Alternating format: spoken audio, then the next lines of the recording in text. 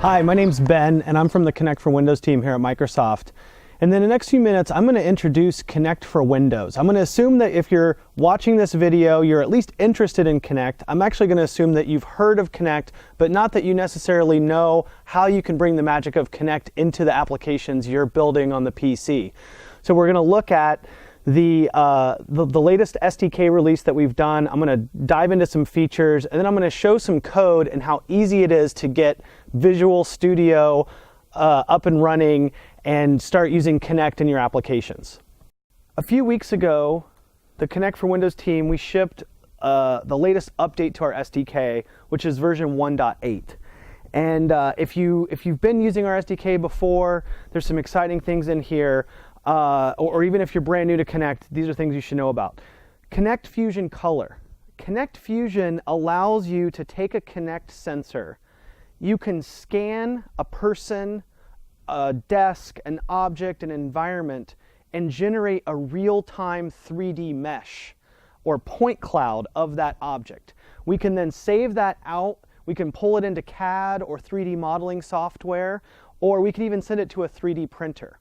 So prior to 1.8, we had Kinect Fusion, but in 1.8 we've added full color pixels, and I'm going to show you an example of this in a minute. The level of realism is amazing. We also added an HTML5 JavaScript app model.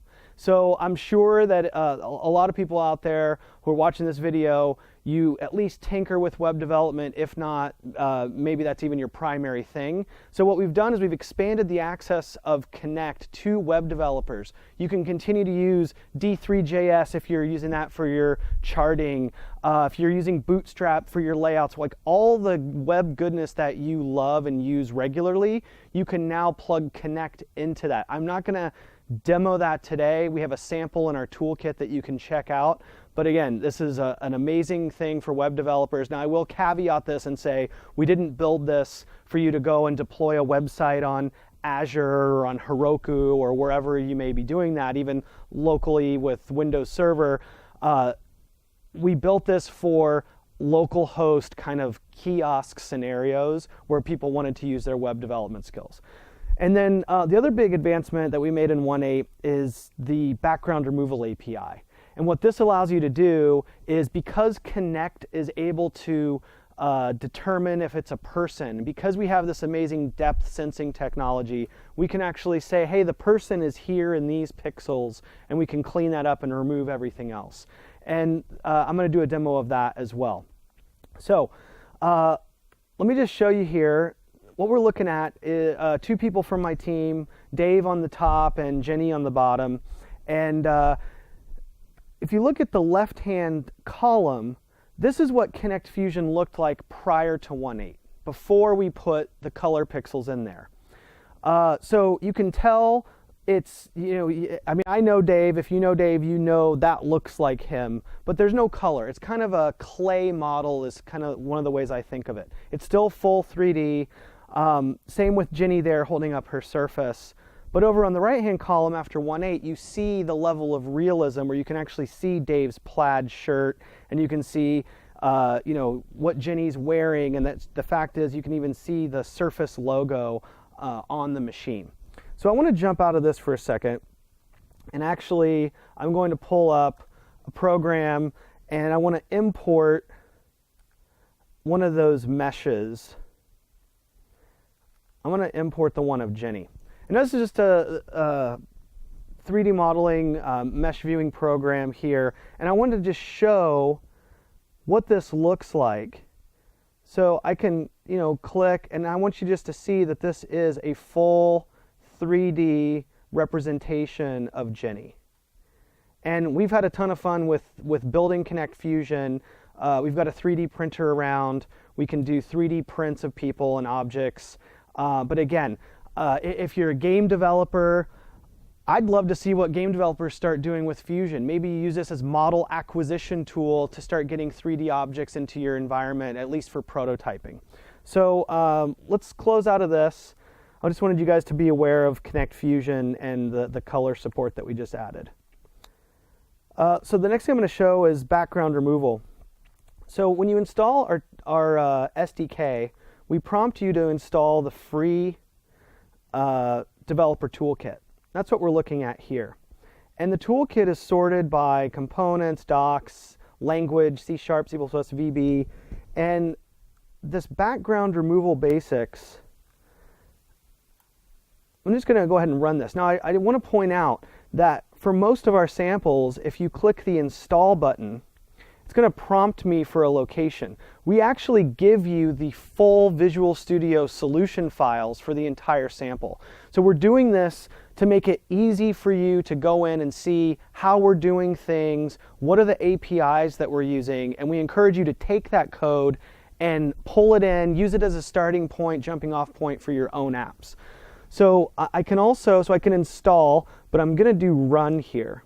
And what this does is this is going to run directly the background removal basics sample. I'll give that a second to start up. So I don't know about you, but right now in Seattle, I'm actually here in Redmond inside of an actual recording studio. So I don't know if you can see that here behind me. But again, because Kinect knows that it's a person, and we have that depth sensor, and we're able to see all those pixels, we've removed here, using the background removal API, everything but me. So even though I'm in a studio, or like earlier today I was at home in dreary Seattle weather, I can put myself into a more enjoyable place here, like I think this is Sedona. It's definitely down in the southwestern United States. But you can do this for kind of green screening without the expensive green screen equipment, putting people into new environments, maybe putting them into a new car or a new house, helping them envision some new surroundings. So that's the background removal API. So the next thing I'm going to show you guys is here. You may be wondering, if you're new to Kinect development, you may be wondering, like, well, how do I get started? How does this thing work? There's a few things that you should note about the Kinect. We have these sort of fundamental concepts in Kinect that we call streams. We have a color stream. This is just a standard RGB stream that runs at 640 by 480 resolution at 30 frames a second. You can actually bump that up a bit, but the frames per second falls down. You've got color, we've got depth, we've got IR, so you can see in the dark. We've got audio, we've got a 4-array microphone inside of the Kinect that allows us to know from which direction sounds are coming. So what I want to show here is just one of our basic samples, because I want to show you how easy it is to start pulling this data into your apps. So I've got color basics here. And again, I've already chosen to install this code on my desktop, and I'm just going to go ahead and jump into Visual Studio and show what this code looks like. So up at the top here, you can see we've got our basic using statements. We're using the Kinect library here. We define some kind of global objects. We've got our Kinect sensor. We've got a writable bitmap, and that's basically our object that we're going to push all of those color pixels into. We've got a byte array, which are the color pixels that are kind of storing that as it comes off of the Kinect. And then down here in the window loaded event, we set things up, and kind of the key thing here is we're having the sensor. So we're starting up the sensor, and we're starting up the color stream. We're enabling that. And then down here, we are creating an event handler for, every time essentially the sensor, it has a color frame. So every 30 times a second, we get a color frame from the Kinect, and we're basically subscribing to those events. So I'm going to jump down a bit here. We can ignore the window closing. There's a bunch of code here at the bottom that allows us to take a screenshot. I'm not going to dive into that here, but this is sort of the main nugget of code here that allows us to do this. So basically, we're grabbing these color frames, we're copying the pixel data from the image off of the Kinect into that temporary array that we created up above, and then we essentially put that pixel data into our bitmap, and then that's what's being displayed on screen. So let me start this up, and you'll see exactly what we're looking at here. So here I am again inside the studio, and that's it. So 30 times a second, the sensor's generating these color frames. It's raising those as, hey, we've got a color frame ready, so it's raising those events, and then we're able to subscribe to those in our application. We've got lots of other samples in the toolkit, so I would highly encourage you to take a look at this. And if you're interested, we've posted most of our samples on CodePlex with a full open source license under Apache 2.0, so you can get the samples that way as well. But we've got other samples in here to show how our interactions work, allowing you to press and target for like menuing. We've got all kinds of other things in here that we've got bridges to MATLAB and OpenCV. So again, take a look at our toolkits, toolkit samples. A lot of great things there for you to learn from. So I'm not going to show that video. Basically, I have a video that I'm going to skip that's on the openframeworks.cc page. A couple weeks ago, Microsoft OpenTech, we worked with them, and they released something called the Kinect Common Bridge.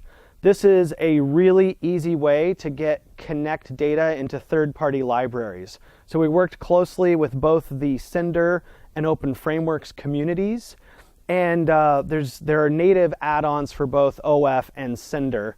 And essentially what the Kinect Common Bridge does is it wraps our native API and it exposes the Kinect data in kind of a game loop model, so that it's as easy as just calling, you know, sensor startup, and then on your loop you just say, hey, give me this frame, give me this frame. So we've tried to make it really easy, and the Common Bridge is released under an Apache 2.0 license. So the link there at the bottom, that's a link to the blog post that announces Kinect Common Bridge. There's a GitHub repo out that Microsoft OpenTech has created where you can get the code and get started with that. So I definitely encourage you to take a look at that if you're using OpenFrameworks, Cinder, or any other third-party graphics libraries. This would make it easier for you to get Kinect data into what you're doing.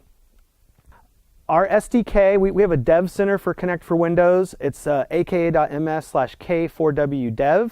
So you can download our SDK and toolkit there. We've got learning videos. We've got other content that you can learn from. We've got some community things posted there. And again, get our SDK, get the toolkit with all those samples that I was kind of highlighting there. And don't forget that they are open sourced over on CodePlex. We are launching a developer preview for the V2 sensor later in November. It was a program that we announced back at Build, and there are a lot of people on the wait list. So if you want to be added to the wait list, you can let us know.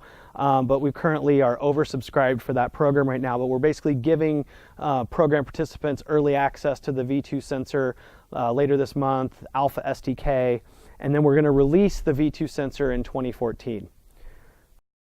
Well, thank you so much for your time and for watching this quick video introducing Kinect for Windows. I hope you learned some things. I hope you're now inspired on the types of things you might go and start doing with the Kinect for Windows SDK. And don't forget, go check out our Dev Center. You can download our SDK for free. We've got tons of samples and tools there to help you get started really quickly. Lots of learning content as well. And you can always get in touch with me directly on Twitter at Ben Lauer. That's BenLower. I look forward to hearing from you. Thanks.